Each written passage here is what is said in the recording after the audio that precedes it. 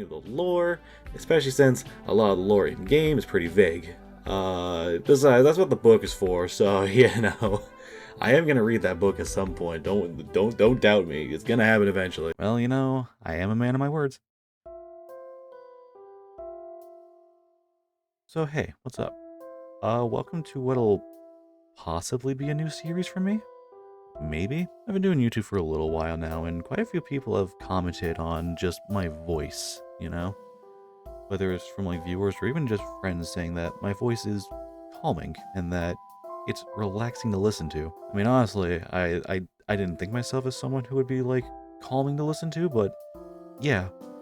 So that kind of gave me the idea of starting a little series on this channel where I just read stuff. Probably just a lot of weird internet stories, but it's gonna be just a series where I just sit down and read a story for y'all. And I figured it would be a pretty funny idea to start off by reading at least a little bit of The Return to Freddy's The Dreadful Truth. If you've seen my Return to Freddy's review, which I'm gonna hazard a guess that most of y'all probably haven't, you would know that it is a very interesting series.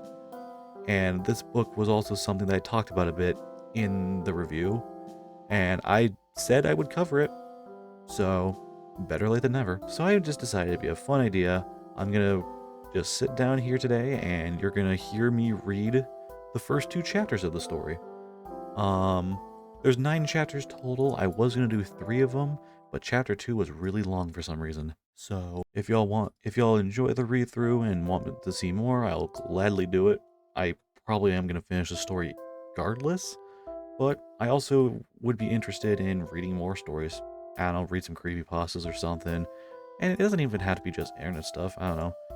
Tell me of some stories you'd want me to read and I'll check them out, assuming there'd be no issues. And yeah, I figured this would be a fun time to just kind of try out a new format, try something different for once, Do something a little different. This probably won't be a mainstay, but could be fun to do on occasion. Anyway, enough of the whole series idea or whatever. Sit back, relax, grab a snack or 2, and enjoy the very interesting writing of Tyler Ahlstrom as we get started with the first 2 chapters of The Return to Freddy's The Dreadful Truth. Oh boy. Chapter 1. On March 25th of 1942, there was a secret Japanese government facility located on the other side of the world called Gilbert Facility. It was a hospital that held a secret project that was meant to save people from a severe super cancer that was contagious. There was sadly no cure. However, on May of 1942, they had the idea of transferring one's soul from one body to an object or mechanism of any kind of their choosing. So they labeled it as the Save the Kids Project. They had their technical engineers make some high-tech mechanical robots that was hopefully able to handle a human soul. 3 patients that had the disease were ever so willing to be part of the project and signed up for it.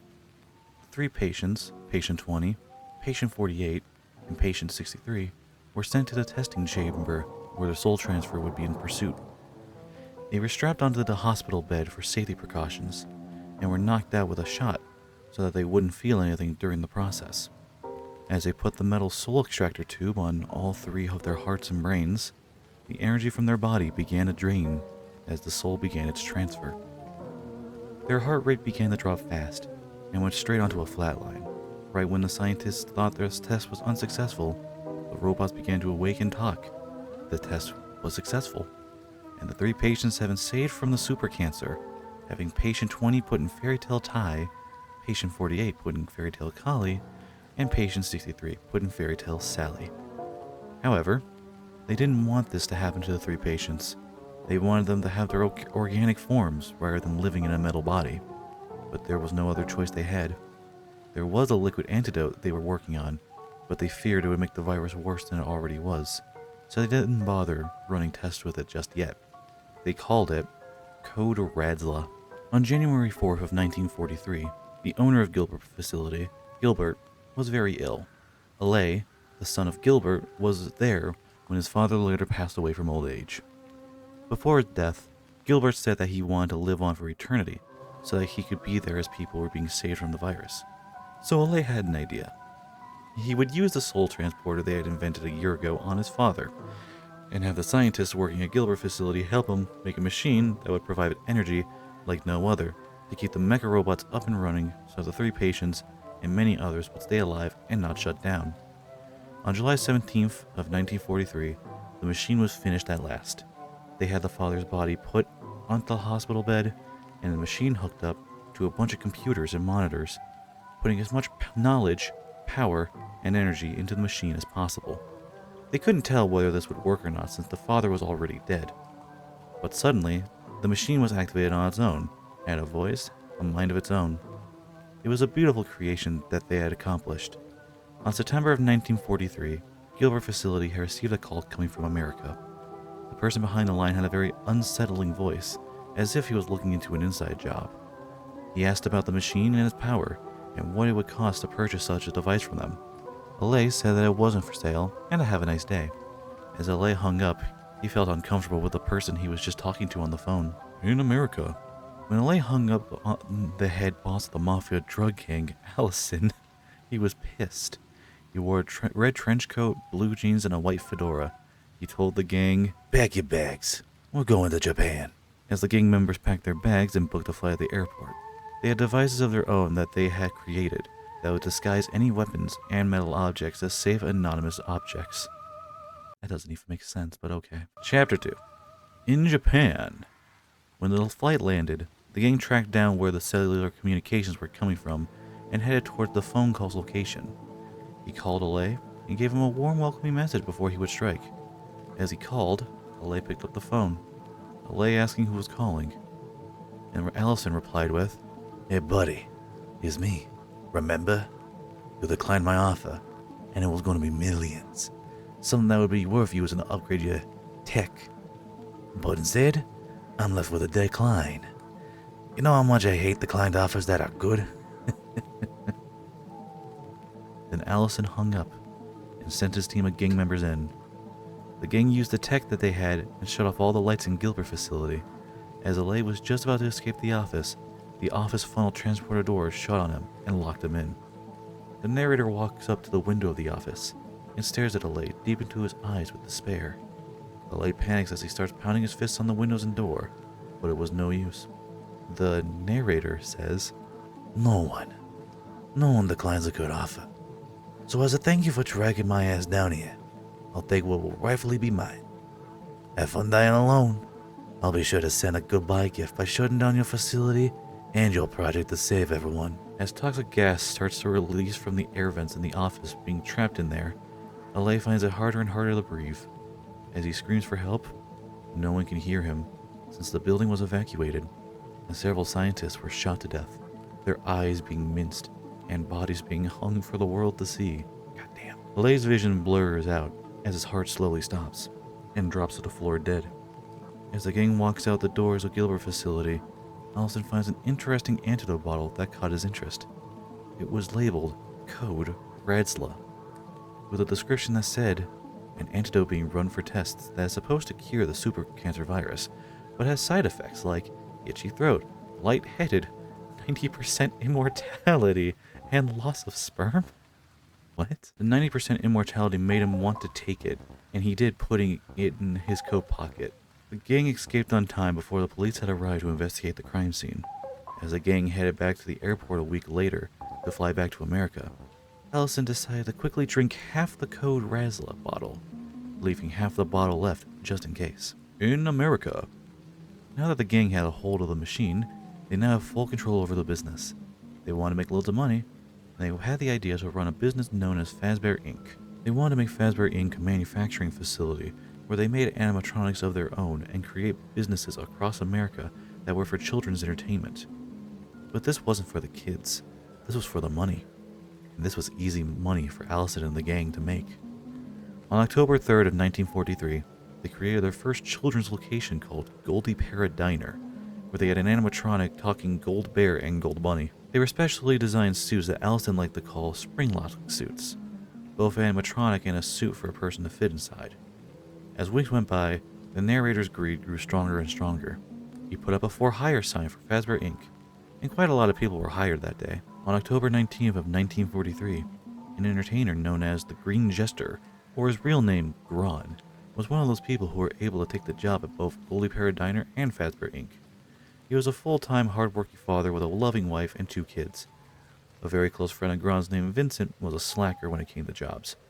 A few days after Vincent got the job at Fazbear Inc., Gron and Vincent were talking and slacking off the job as Allison was stalking and secretly watching above in the balcony in disappointment and anger. When things don't go his way, he gets this urge to force control upon those who don't behave. Several other employees were slacking off as well, and breaks were certainly not allowed in Fazbear Inc. The employees who don't behave have 2 chances. Break chance 1, you get dragged by the other gang members behind the secret wall that lies a horrible dark secret of slavery and enforcement. Break chance 2, you get forced into one of the torture suits and die from head to toe as the sharp knives and needles stab every part of your body, draining your blood and organs inside out, using it as fuel to power up the torture suits, giving them a new and torturous life of pain and suffering. In 1943? Luckily for Gron and Vincent, they got a free pass just this once. But as for the others, most of them were sent behind the wall that lies the dark secrets of behind Fazbear Inc. Gron and Vincent were not aware of what lied behind the wall, or even of its existence.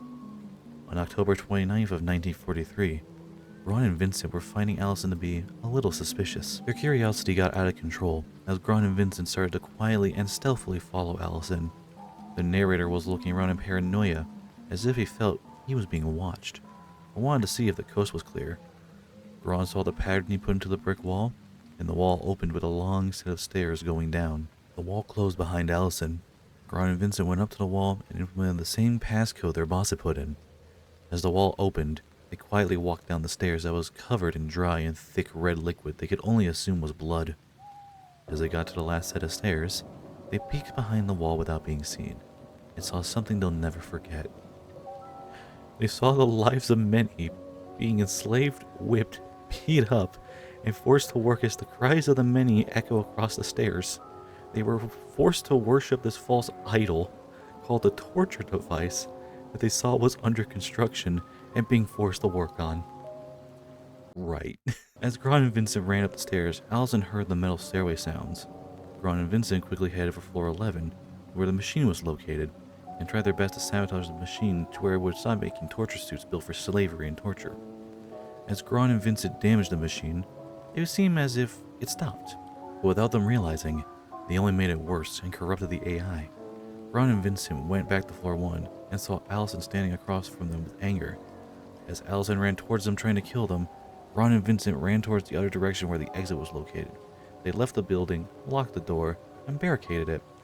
The narrator pounded on the door, yelling at them, and as Gron and Vincent ran away, they heard screams, the sound of blood splatter and flesh being ripped. Jesus Christ. From that day forward, they only found out they were working for a monster doing the devil's deed. The narrator, however, remained alive and controlling the torturous beasts that roamed the facility of Fazbear Inc. On November 5th of 1943, 3 employees who worked at Fazbear Inc. accidentally sent off a shipment of 2 more animatronics to the Goldie Parrot Diner location. The 2 extra suits soon arrived at the doorstep of Goldie Parrot Diner, and the owner of the location was confused about the delivery and opened the package. He didn't make an order and saw the blueprints for the suits were completely different. These weren't spring-lock suits. They were something completely different that he didn't know of. So, for safety precautions, they put the 2 extras suits, known as Golden Frankbert and Golden Kitty Fazcat, in the hidden bunker underground where no one could find them, except for anyone working there. The suits will be checked out soon, he said, as he closed the latch and covered it with a rug. The 3 of the employees back at Fazbear Inc. went to floor 9 out of curiosity and investigated why their boss put floor 9 as off limits. They opened the door and heard as it creaked open. There was webs and dust everywhere, and in front of the 3 of their eyes lay 3 torture suits. The Beast, Torture Buster, and Torture Saber, werewolf animatronic. The boss, narrator, checked the cams and saw the 3 employees in floor 9. 3 employees saw meat clevers, hooks, chains, knives, slaughter equipment, dead corpses, and other grotesque and gruesome things like intestines and eyeballs. There's a lot of spelling errors in that one sentence. There was blood absolutely everywhere, and it was a sight that wasn't worth seeing. The 3 employees turned around to see Allison standing in front of them, saying, "I thought I said this room was off limits, huh? Did you really think you could get away with this? This is my factory, my rules, and you didn't play by my rules. One of the 3 employees said, I'm sorry. Please, let us go. I have kids to feed. We won't go into the room again. We swear on our life we won't tell anyone. Allison replied with, bet on it. Allison grabbed a rusty metal pipe off the ground and abused them with it to the point where they were bruised severely and blood was running down their nose and mouth. 3 employees were foolish enough to go into the 3 torture suits labeled the Slaughter Crew and thought that they could fight back using the metal torture suits. They were wrong and failed to notice that they couldn't move. Allison could do nothing but laugh and grin evilly at them. One of the 3 employees said, Hey, I'm stuck. Get us out of these things. Allison replied again with, You dumbasses. When a person enters these torture suits, it automatically deploys torture mode, meaning you're not getting out. See the button here? I'm gonna press it, and I'm gonna watch as you die, and scream my name. I'll watch as your family loses you, and wonders why you never came home for a warm meal. I'll watch as your family wonders why you never came back home to say goodnight to your children. Goodbye, fools. It was a shame it had to come to this. As Ellison presses the button, one of the employees yells, Damn you! As the torture suit shoves and stabs the knives and needles from head to toe, draining every bit of blood and organs in their bodies, using it as fuel. They screamed and cried as Ellison watched them die until he heard nothing more come out of their mouths. That was special. Yep. On December 23rd of 1943, Ron was going to take his wife and 2 kids to Goldie Parrot Diner as an early Christmas celebration for the kids. Ron got into the car, and while he was buckling the seatbelt, his wife Linda yelled Gron's name, and Gron looked up only to see a car charging right towards them at high speed, crashing their car. Their impact was severe, and the damage to the family was near death.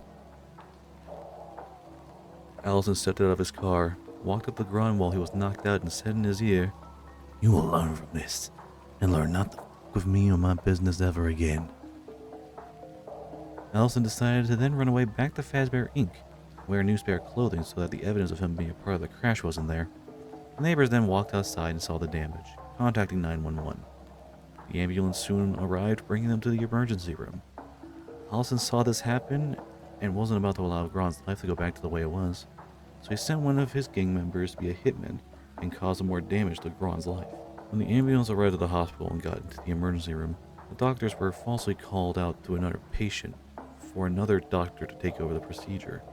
The gang member's hitman then entered the room, disguised as a doctor.